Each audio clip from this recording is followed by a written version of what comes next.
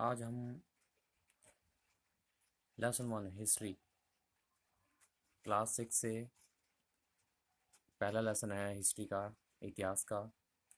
इससे पहले मैं हिंदी में ट्रांसलेट कर चुका हूँ, आपको बता चुका हूँ रिवीजन करवा के। और ऐसे ही आपका ये अब इंग्लिश मीडियम में है। इंग्लिश मीडियम में जो आपका पहला क्वेश्चन है वो सेम एज इट इज़ वैसे है जैसे मैंने आपको हिंदी में बताया था। अब इसमें जो पहला क्वेश्चन है वो है what does BCE stands for.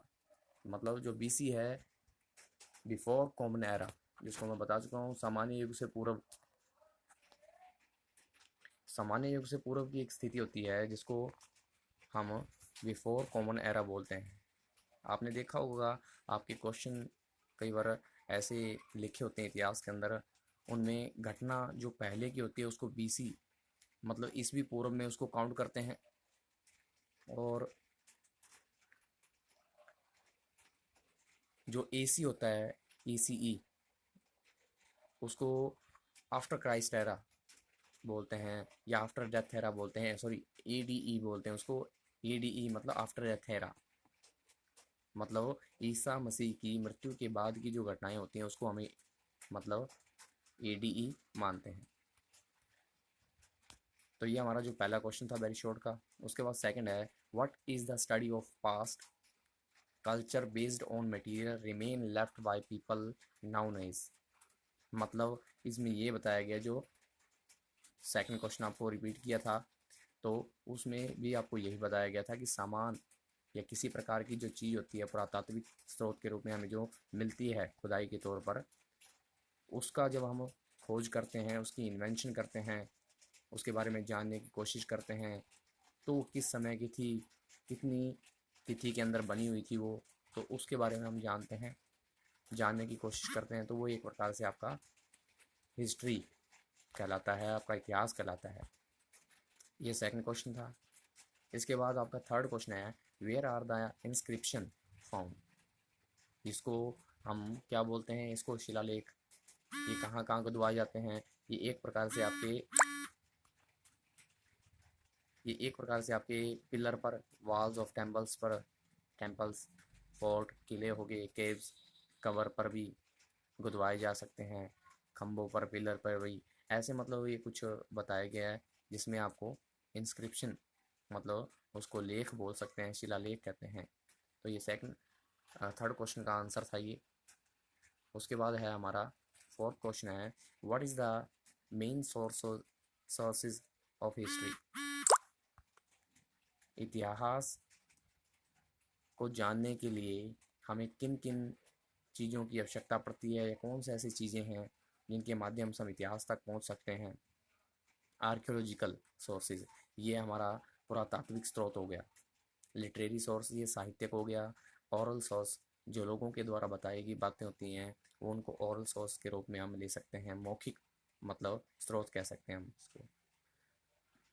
इसमें जो सबसे इम्पोर्टेंट है सेकंड, लिटरेरी सोर्स, उसको साहित्यिक स्रोत बोलते हैं। साहित्यिक स्रोत क्यों कहते हैं इसको? साहित्यिक स्रोत इसलिए कहते हैं क्योंकि साहित्यिक हमें कवियों के द्वारा, लेखकों के द्वारा, इतिहासकार या वृत्तांत लिखने वाले, ट्रैवलर जिसको बोलते हैं, तो ये ऐसे कुछ सोर्स होते हैं जो हमें लिखे लिखाए मिल जाते हैं, और यदि हम उनका अध्ययन करते हैं तो समाज के बारे में, उसकी सामाजिक स्थिति, राजनीतिक स्थिति, उस घटना के बारे में हमें पता चलता है जिस समय वो घटना हुई हो। ये फोर्थ क्वेश्चन था हमारा वेरी शॉर्ट का। उसके बाद है पांचवा क्वेश्चन है what is a manuscript. Manuscript है क्या? ये पांचवा क्वेश्चन आपकी स्क्रीन पे है। ये पांचवा क्वेश्चन जो है इसमें पूछा गया है कि मनुस्क्रिप्ट या पांडुलिपि, a manuscript is hand written record of information. मतलब हाथों के द्वारा लिखा गया जो एक इन्फॉर्मेशन होती है उसको हम मनुस्क्रिप्ट बोल सकते हैं। इसमें लिखा भी हुआ है हैंड रिटन रिकॉर्ड। उसके बाद शॉर्ट क्वेश्चन है। शॉर्ट क्वेश्चन जो पहला पूछा गया है what do information we get from coin. कहते हैं कि हमें सिक्कों से हमें क्या सूचना मिलती है, सिक्के हमें क्या सूचना देते हैं। The coin give information about the social and economic condition of country. एक देश की हमें आर्थिक और सामाजिक स्थिति की जानकारी हमें कॉइन देते हैं। सेकंड क्वेश्चन है what is the monument? The monument are old building, fort, palaces, temples, tomb built by different ruler. अलग अलग राजाओं के द्वारा बनाए गए स्मारक होते हैं जो आपको मोन्यूमेंट्स के रूप में पूछा गया है। जैसे आज के समय में हमारे पास लाल किला जिसे रेड फोर्ट बोला गया है, और ताज जो पैलेस भी कह सकते हैं, वैसे ताज पैलेस ही बोलेंगे उसको। वो केव्स की तरह ही है जो बनाई गई एक इमारत है जिसको हम मोन्यूमेंट्स के रूप में लेते हैं। ज़्यादातर जो विजिटर्स आते हैं वो आगरा के अंदर इस ऐतिहासिक इमारत को देखने के लिए, मोन्यूमेंट्स को देखने के लिए वो आते हैं। थर्ड क्वेश्चन है name some type of literary sources used by historians. ऐसे कुछ नाम बताओ साहित्यिक स्रोत के रूप में जिनका प्रयोग इतिहासकारों ने किया हो। These literary sources include manuscript, stories, religious texts, biography, account of foreign traveler। जैसे मैं आपको पहले बता चुका हूँ कि इतिहास को लिखने के लिए इतिहासकारों ने साहित्यिक स्रोत के रूप में इन चीज़ों का सहारा लिया, जिन चीज़ों को देखा उनको अपनी किताबों के अंदर उस लेख को छापा, जिसको हम आज एक इतिहास की घटना के तौर पर पढ़ते हैं। फॉरेन ट्रैवलर के अंदर बहुत से ऐसे ट्रैवलर हैं जो हमारे भारत के अंदर आए थे और उन राजाओं के साथ आए थे। उन राजाओं के साथ आकर उन्होंने सामाजिक दशा को या सोशल कंडीशन को उन्होंने अपने ब्यौरे के अंदर उन्होंने दिया। फोर्थ क्वेश्चन है व्हाट इज आर्कियोलॉजी? इसे पुरातत्वविद कहते हैं। Archaeology is scientific study of the material remain of the past.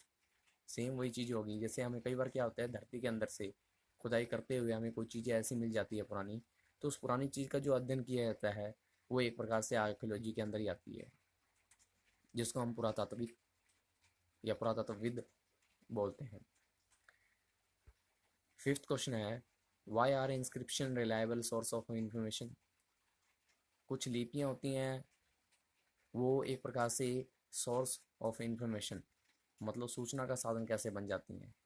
The inscription answer है हमारा the inscription are useful because these were written during the reign of the king and the most them are still intact today. Intact today का मतलब होता है जो आज के समय में हमें भी वो ज्यों की त्यों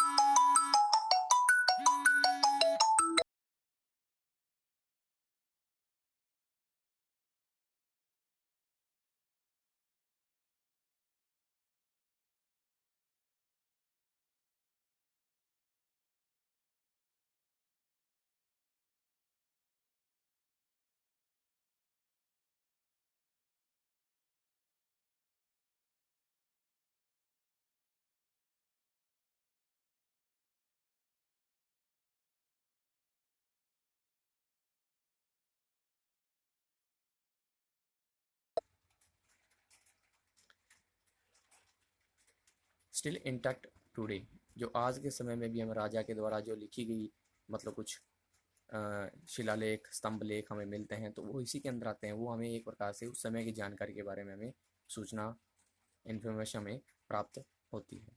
तो ये आपका जो पांचवा क्वेश्चन है शॉर्ट का।